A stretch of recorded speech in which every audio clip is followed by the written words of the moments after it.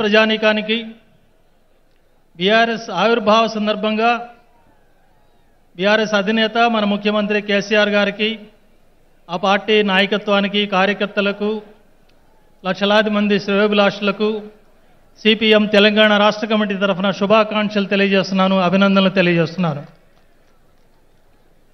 ఏ పార్టీనైనా సమర్థించే ముందు పార్టీ పేరు చూసో, నాయకుడి బొమ్మ చూసో సమర్థించడం కానీ వ్యతిరేకించడం కానీ సిపిఎం పార్టీకి అలవాటు లేదు.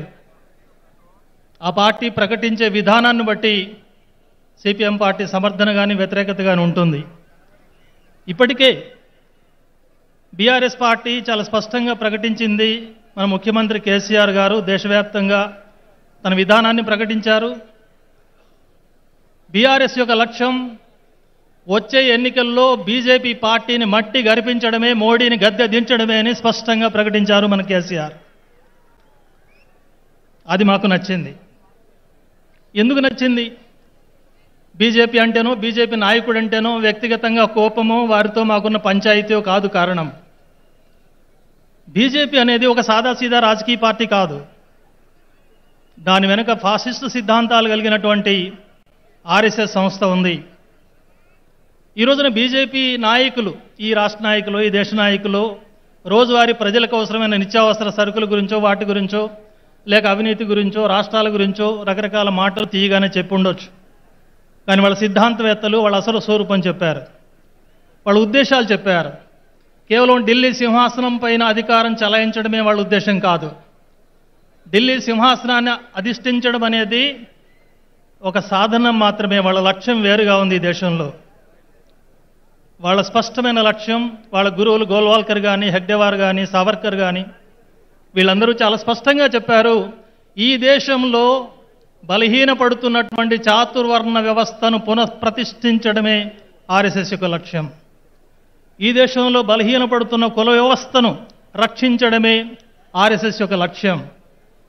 ఈ దేశంలో అమల్లో ఉన్నటువంటి డాక్టర్ బిఆర్ అంబేద్కర్ ఆధ్వర్యంలో రాజ్యాంగ పరిషత్ ఏర్పడి, రచించి, పార్లమెంట్ చర్చించి, ప్రజలందరి చేత ఆమోదించబడినటువంటి రాజ్యాంగాన్ని, దాని మౌలిక స్వరూపాన్ని మార్చడమే ఆర్ఎస్ఎస్ యొక్క లక్ష్యం.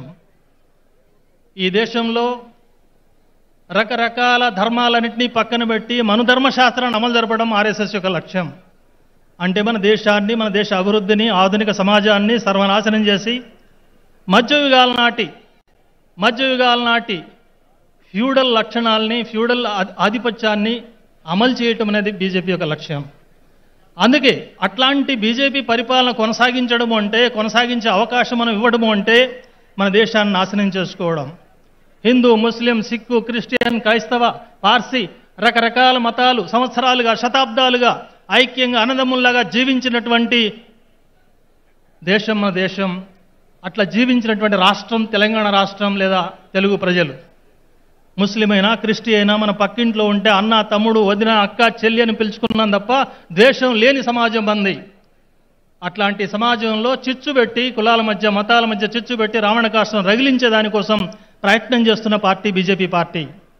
మీరు చూడండి, దేశంలో ఎక్కడైనా బీజేపీ అధికారంలోకి వచ్చింది అంటే దాని వెనక చరిత్ర చూడండి. ఆ రాష్ట్రంలో విపరీతమైన మత కక్షలు, అల్లర్లు జరిగినాయి, హత్యాకాండ జరిగింది.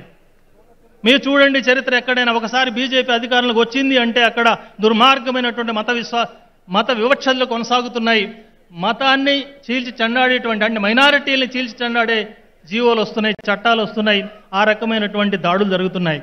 కాబట్టి గత అనేక శతాబ్దాలుగా ఐక్యంగా మన సమాజం బాగుండాలంటే బీజేపీ అధికారంలో ఉండకూడదు, ఉన్న అధికారం కూడా కొనసాగకూడదు. ఆ లక్ష్యం సిపిఎం పార్టీ కలిగి ఉంది. సిపిఎం పార్టీ యొక్క దేశవ్యాప్త రాజకీయ విధానం అది కలిగి ఉంది. ఆ విధానం ప్రకారం చూస్తే తెలంగాణ రాష్ట్రంలో గత సంవత్సర కాలంగా కేసీఆర్ గారి నాయకత్వంలో బీజేపీకి వ్యతిరేకంగా బ్రహ్మాండమైనటువంటి పోరాటం జరుగుతోంది. రాష్ట్రాల హక్కుల కోసం, రాజ్యాంగం నిలపడం కోసం, రాష్ట్రాలకు ఉన్నటువంటి ఆర్థిక అధికారాలని సాధించడం కోసం అనేక సమస్యలు, రైతాంగ ధాన్యం సమస్యలు కానీ, ఎలక్ట్రిసిటీ చట్టం విషయంలో కానీ అనేక విషయాల్లో ఈ ప్రభుత్వం తీసుకున్న వైఖరి మనందరికీ తెలుసు. అందుకే సిపిఎం పార్టీ బీఆర్ఎస్ యొక్క విధానాన్ని సమర్థిస్తోంది, శుభాకాంక్షలు చెబుతోంది. ఈ పార్టీ ముందుకు సాగాలని కోరుకుంటోంది. ఎన్నికలు, పొత్తులు, సీట్లు, ఏ సీటు, ఏ పోటీ, ఎవరు పోటీ, ఇవన్నీ చాలా చిన్న విషయాలు. అవి ఎన్నికలు వచ్చినప్పుడు మాట్లాడుకోవచ్చు. మునుగోడు వచ్చింది, మాట్లాడుకున్నాం. ఆనాడు బీజేపీ చెప్పింది, మమ్మల్ని రెచ్చగొట్టింది, కమ్యూనిస్టులారా మీకు దమ్ముంటే పోటీ చేయండి మునుగోడులో అన్నారు. నేను స్పష్టమైన ప్రకటన చేశాను. వెంటనే బీజేపీ నాయకులారా మాకు దమ్ముంది, మేము తెలివి తక్కువ వాళ్ళం కాదు, మా రాజకీయ విధానం ప్రకారం బీజేపీని బొందబెట్టే దానికోసం ఏ వైఖరి తీసుకోవాలో అది తీసుకుంటాం. ఆ వైఖరితో మునుగోడులో బుద్ధి చెప్పాం బీజేపీ పార్టీ.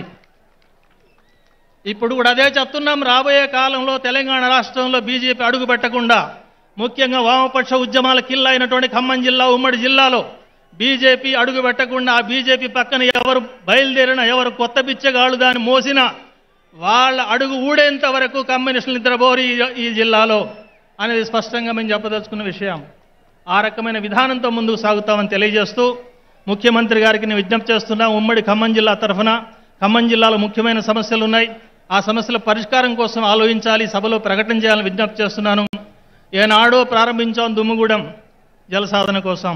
2600 కిలోమీటర్ల సుదీర్ఘ పాదయాత్ర చేశాను నేను. ఆ తర్వాత రాజశేఖర రెడ్డి గారి ప్రభుత్వంలో ఆ ప్రాజెక్ట్ శాంక్షన్ అయింది, కానీ నిధులు లేవు. నిధుల కోసం రాజశేఖర రెడ్డి గారి ప్రభుత్వానికి ఒత్తిడి చేస్తూ ఆనాడున్న ప్రతిపక్షాలుగా సిపిఐ, సిపిఎం, అట్లాగే ML new democracy, Telugu Desam party అందరం కలిసి పాదయాత్ర చేశాం. నిధులు కొన్ని రాలేదు. ఆ తర్వాత పేర్లు మారినాయి, ప్లాన్లు మారినాయి, ఎక్కువైంది తక్కువైంది. ఇప్పుడు సీతారామ ప్రాజెక్ట్ పేరుతో నడుస్తోంది, కానీ ఇప్పటికీ ఆ ప్రాజెక్ట్ పూర్తి కాలేదు. దయచేసి వీలైన త్వరగా ఆ ప్రాజెక్ట్ పూర్తి కావాలని కోరుతున్నాం. పోడు భూముల సమస్య చాలా కీలకమైంది ఈ జిల్లాలో. ఉమ్మడి జిల్లాలో అత్యధిక గిరిజన సీట్లు ఉన్నటువంటి జిల్లా ఉమ్మడి ఖమ్మం జిల్లా. ఈ గిరిజన పోడు భూముల సమస్య చాలా కాలంగా నలుగుతోంది. ఇటీవల ముఖ్యమంత్రి గారు చాలా మంచి ప్రకటన చేశారు. సాగులో ఉన్న ప్రతి భూమికి పట్టా ఇస్తామని చెప్పారు. మొన్న కూడా నేను మాట్లాడినప్పుడు ఈ ఫిబ్రవరిలోనే పట్టాలు ఇస్తామని చెప్పి ముఖ్యమంత్రి గారు చెప్పారు. చాలా సంతోషం. అయితే నాన్ గిరిజనుల సమస్య ఉంది, కేంద్ర ప్రభుత్వ చట్టం అది, దాన్ని ఏ రకంగా పరిష్కారం చేయాలనేది కూడా ఆలోచన చేయాలి. ఒకవేళ పట్టా ఇవ్వటంలో నాన్ గిరిజనులు ఉంటే కొంత ఆలస్యమైనా సరే 1 ఎకరం కూడా వాళ్ళని బేదఖలు చేయకూడదు, ఉన్న పొజిషన్ కొనసాగించాలని ముఖ్యమంత్రి గారిని కోరుతున్నాను. అట్లాగే గిరిజన జిల్లాలో గిరిజన యూనివర్సిటీ పెట్టాలని చాలా కాలంగా డిమాండ్ ఉంది. భద్రాచలం రాములవారు, పోలవరంలో మునుగుతున్న రాములవారిని రక్షించాల్సిన అవసరం ఉంది. దానికి అవసరమైన చర్యలు తీసుకోవాలి. భద్రాచలం పట్టణం మునగకుండా భద్రాచలం పంచాయతీని ఒకే పంచాయతీగా కొనసాగించాల్సిన అవసరం ఉంది. దయచేసి ముఖ్యమంత్రి గారు ఆలోచించాలి. అట్లాగే భద్రాచలం పట్టణం మునగకుండా కరకట్టలు వాగ్దానం జరిగింది, 100 కోట్ల రూపాయలు ఇస్తామని చెప్పారు, అది కూడా అమలు జరపాల్సిన అవసరం ఉందని కోరుతున్నాను. అట్లాగే ఖమ్మం చాలా ముఖ్యమైనటువంటి విద్యా కేంద్రంగా ఉంది, కానీ దురదృష్టం ఇప్పటివరకు యూనివర్సిటీ, జనరల్ యూనివర్సిటీ లేదు. దయచేసి ముఖ్యమంత్రి గారు ఖమ్మంకు యూనివర్సిటీ కూడా మంజూరు చేయాలని మనస్ఫూర్తిగా కోరుతున్నాం. పరిశ్రమల్లో ఖమ్మం జిల్లా ఇంకా వెనుకబడి ఉంది, కానీ ఉన్న పరిశ్రమను కాపాడాల్సిన అవసరం ఉంది. ఖమ్మంలో 100ల కొద్దీ గ్రానైట్ ఫ్యాక్టరీలు ఉన్నాయి. గ్రానైట్ ఫ్యాక్టరీలు, గ్రానైట్లో పనిచేసే వర్కర్లు వేలాది మంది ఉన్నారు. వీళ్ళ హక్కుల కోసం కొంత ఆలోచన చేయాల్సి ఉంది. ప్రభుత్వం ఇటీవల దాని రాయల్టీ చాలా పెంచింది. ముఖ్యమంత్రి గారి ఆదేశంతో మన ఆర్థిక మంత్రి గారు నాకు ఉదయమే చెప్పారు, నిన్ననే ఒక జీవో ఇచ్చారు, 30 లక్షలుగా ఉన్న హెక్టార్ రేట్ని సగాన్ని తగ్గించామన్నారు. సంతోషం. అదే రకంగా సీ ఫారం సమస్య కూడా ఉంది, దాన్ని కూడా పరిష్కారం చేయాలని కోరుతున్నాను.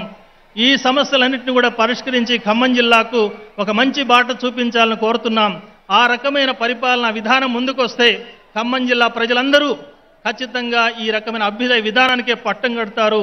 బీజేపీ యొక్క ఫాసిస్ట్ శక్తుల్ని, దుర్మార్గమైన మతోన్మాదుల్ని ఈ జిల్లా నుంచి తరిమి కొట్టే ఉచితమైన పాత్ర నిర్వహిస్తారని చెప్పి నేను తెలియజేస్తూ నాకు ఈ అవకాశం ఇచ్చినందుకు ధన్యవాదాలు. మరొకసారి బీఆర్ఎస్ పార్టీకి, పార్టీ అధ్యక్షులకు, పార్టీ కార్యకర్తలకు, నాయకులకు అందరికీ సిపిఎం తెలంగాణ కమిటీ తరఫున జేజేలు తెలియజేస్తూ సెలవు. నమస్కారం.